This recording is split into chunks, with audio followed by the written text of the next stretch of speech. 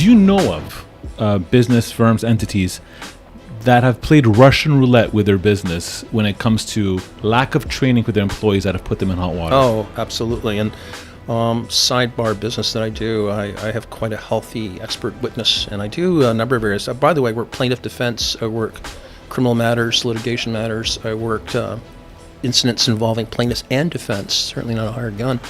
But you start looking at the paperwork and the paper trail, which identifies deficiencies or liabilities.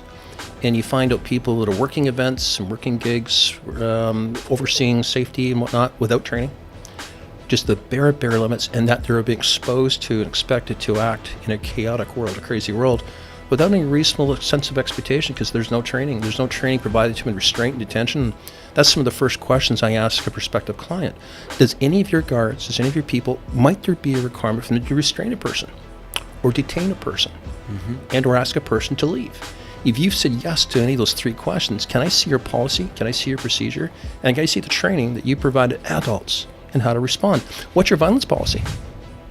And if someone rears around, raises their fists, what skill sets are you giving your employee and your staff members to reasonably respond for protection of themselves and their assets and or other people? And usually at that moment you get the deer in the headlights, or they've dropped the phone call because they're getting to areas that are painful. Because there are some people out there that feel that I can provide you a cheap product, consistent product with a trained product. I don't accept that, sir. The liability factor speaks volumes to that, and you only need to speak to any plaintiff counsel in this province who can very clearly talk to you about the cost for negligence and the cost for liability that haven't been factored with reasonable training to have people provide a reasonable response.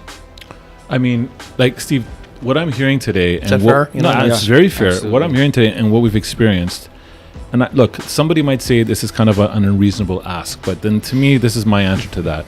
I think it should be, just like there's these mandatory requirements now to have a license to carry the job of security, Yes. I think there should be a mandatory requirement to have this kind of training for someone to be able to execute their job. I mean, why shouldn't it not? Why, like, to me, I mean, again, what we're talking about here is it's talking about protection of life and of asset, of premises, of environments. Right. So why is it that there should be no training for that? I mean, it's actually, if you think about it, it's actually very distorted thinking.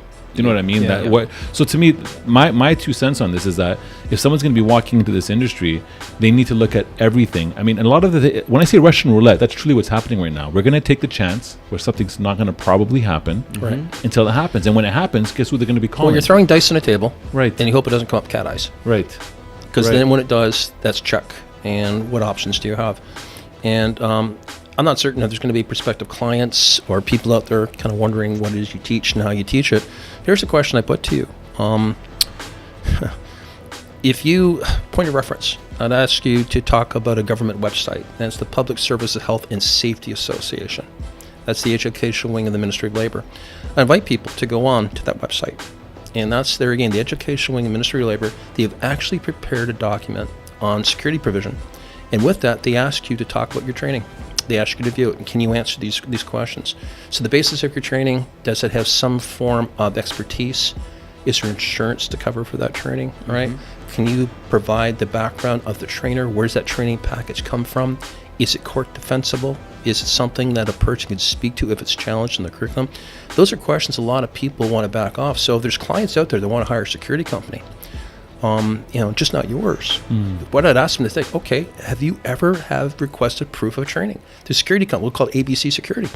Have you requested proof of their training? Should you be able to visit and partake or view the type of training you have? What proof of training does those guards have? Do they have a de-escalation program? If so, how so? If not, why not? So when you invest in a company and you think that all the risk is transferred because you hired ABC Security, you need to look at third-party liability because you're accountable for what you hire. You're accountable for the product you out there to work your event. And at the end of the day, you might have to justify and or articulate CYA as to why you went to the lesser scaled company to represent the safety for your colleagues, your needs, and the event that you're running.